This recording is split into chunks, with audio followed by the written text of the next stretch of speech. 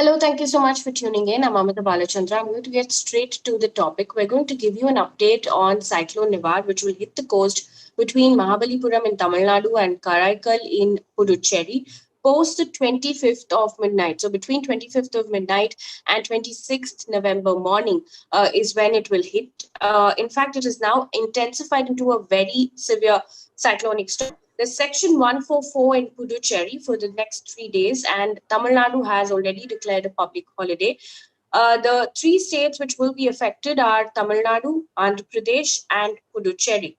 So far, we know that 22 NDRF teams have been stationed in three states, and in fact, 20 additional teams have also been kept on standby. We also know that bus services, for instance, have been suspended. Flight and train services have also been disrupted, and that there are reports of heavy rains already lashing in several parts of Tamil Nadu, including Chennai. To get a better perspective of what really is going on ground and what we can expect over the next 2 days in all these states, I have Priyanka Thirumurthy of the News Minute, who is joining me right now from Chennai. Priyanka, thank you so much for making time, especially at a time when you're so busy right now. First of all, if you can give us a sense of what's happening in Tamil Nadu and Puducherry. I know that the landfall is going to be made between 25th of midnight, and it will hit the coast between 25th of midnight and 26th of November. But what are the preparations right now? How many people have been evacuated, and how many relief camps have been set up? As of now, over 30,000 people have been evacuated across Tamil Nadu from low-lying areas. Hmm. Since the Chembarambakkam reservoir near Chennai was opened this afternoon at 12 noon, we know that Hmm. initially they released 1,000 to 1,500 cusecs, and this was gradually increased. That has been the main cause of concern for the residents of Chennai and the surrounding districts, because if you would remember in 2015 December, when Chennai saw Yeah. its deluge, it was the water from this reservoir that had actually created a flood in the city and had created perhaps a historic kind of disaster for the residents here, and scars of that still continue to remain as far as people here are concerned. That so when the minute you say Chembarambakkam, people here immediately associated to the traumatic memories of what happened in 2015. But the government has said time and again that this will not be a problem because they are releasing water in very limited portions from the Chembarambakkam reservoir, and therefore there should be no cause for flooding in the rest of the city. However, those along the Adyar bank have been evacuated because these are areas that could be prone to flooding as they are close to the Adyar river, the water body where the water from Chembarambakkam Lake will finally go and mix into. Hmm. As far as the cyclone is concerned, across the city, across Chennai, across Tamil Nadu, trees, a massive amount of destruction has been seen on trees. And already ahead of the cyclone itself, there were bulletins and orders given out asking to ensure that there were no very weak houses. People were evacuated from these houses, especially those in thatched houses or those with tin roofs. So they were evacuated. In addition to that, banners, posters across the city were asked to be pulled down because this could cause damage in the event of heavy winds, which we have been seeing throughout the day, and we will be seeing heavier winds as the night progresses. Of course, like you said, Hmm. the landfall will be between Karaikal and Mamallapuram. So, in such a situation, is expected between midnight and early morning on Thursday. So, we will be seeing wind speeds up to 120 to 130 kilometer per hour, even rising up to 145 kilometers per hour. So this is something that concerns the people of Tamil Nadu, because just 2 years ago we had the Gaja cyclone, which caused Yes. very massive wind damage to farms and agriculture in the state. So this is something that they will be on the lookout for. Since the landfall seems to be in and around uh, partially urban areas, they will also be damage to human life that has to be controlled. And if there is heavy rainfall, any damage that results as a result of that, like say buildings that come down, or any Hmm. kind of electricity cables that are affected. So to the best of my knowledge, they will be cutting out power supply in the area where the landfall Hmm. happens to prevent any such problems. And Hmm. on ground, Chennai traffic police have cut off power supply to arterial roads in the city. Sorry, I beg your pardon. They have cut off the way to arterial roads to and from the city. So you can't enter OMR, ECR. These are roads to other cities, and you can't go through the beach road, the Marina Beach Road either. This is to avoid any crowding, etc. And a public holiday has been declared in 16 districts, which could be affected by the rainfall.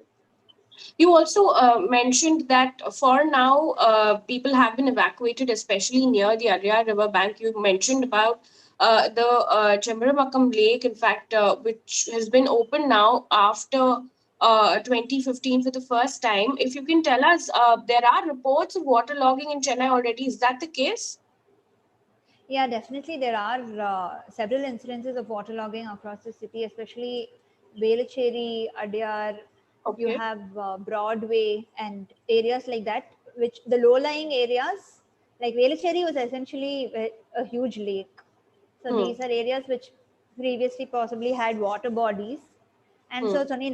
it's a natural course of water to rush towards what was originally water bodies. So you have water rushing towards these areas, and the usual suspects as far as Chennai is concerned, every monsoon there are some areas which do get flooded or rather Okay. inundated with water, because just by nature of where they have been built and the processes used to build them. So therefore, Hmm. yeah, the regular places have been inundated. But in addition to this, you have even main roads like the Nagapattinam High Road, the Anna Salai, etc., seeing water inundation. Ideally, this water actually gets drained away, but because we've been having continuous rains, there has not been a chance for the water to completely drain. So only if the rain stops for a short while, we'll be able to tell whether the corporation has done its work as far as stormwater drain cleaning is concerned, or ensuring that lakes have been desilted so that there is no stagnation of water. And also, what's the situation in Puducherry, if you can tell us, because we know that Section 144 has been imposed. And we also heard the IMD saying that perhaps the impact will be much higher there.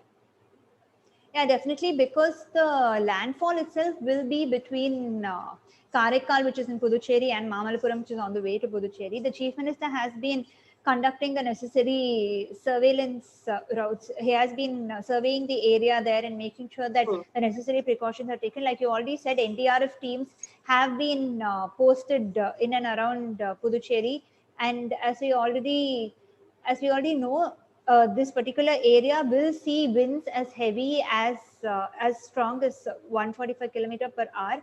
So extra precautionary measures will have to be taken specifically in Puducherry.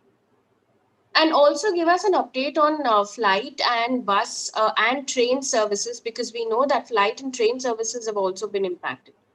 Correct. So as far as flight services are concerned, from 7 p.m. tonight to 7 a.m. tomorrow, the Chennai Hmm. airport is closed. Hmm.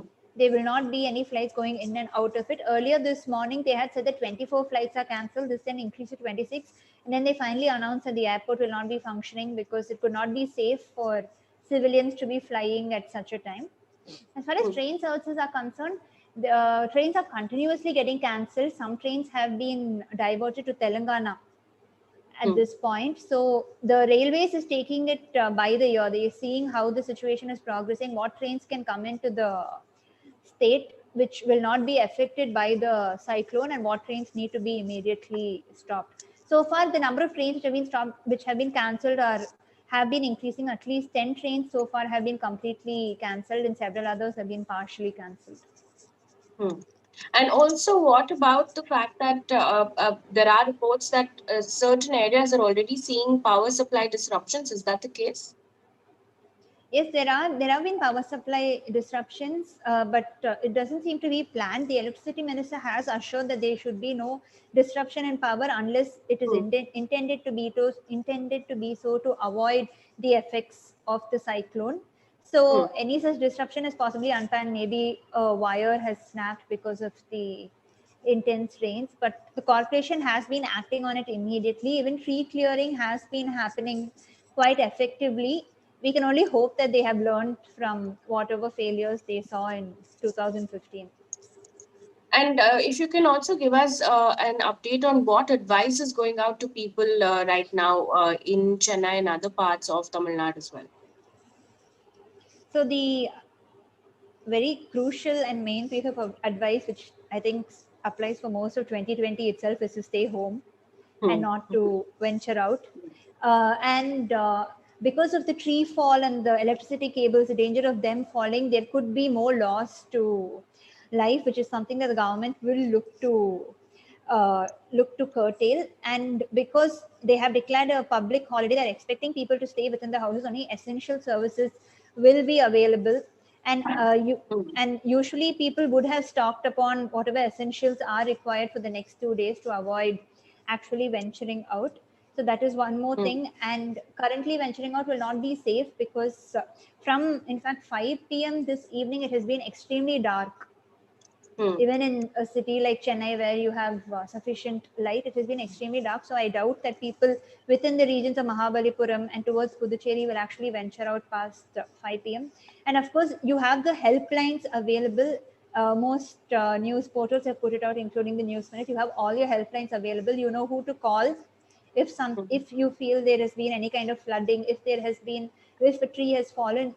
The government has said not to take it lightly. If there is any inundation, to immediately call the civic body and to ensure that it is cleared so as to avoid any further problems in the area. So these are two crucial pieces of advice which is being given to people, to stay alert and to not venture out of their homes. All right. I want to wrap up this with a couple of things that Priyanka has told us just now. Over 30,000 people have been evacuated already. We also know that 22 NDRF teams are on ground, 20 others are on standby. We also know that the wind speed is between 120 to 130 kilometer per hour, and that's the concern right now, that a repeat of Gaja that happened in 2018 doesn't happen again. Public holiday has been declared in 16 districts of Tamil Nadu tomorrow, and Chennai airport is going to be closed as well. Currently, venturing out is not safe, and that's the advice really that's coming in from the government and authorities. Priyanka, thank you so much for joining us. So people are watching, the helpline numbers are in the description to this video, so please take a look at that and spread the word as well. And stay safe, Priyanka. You to stay safe.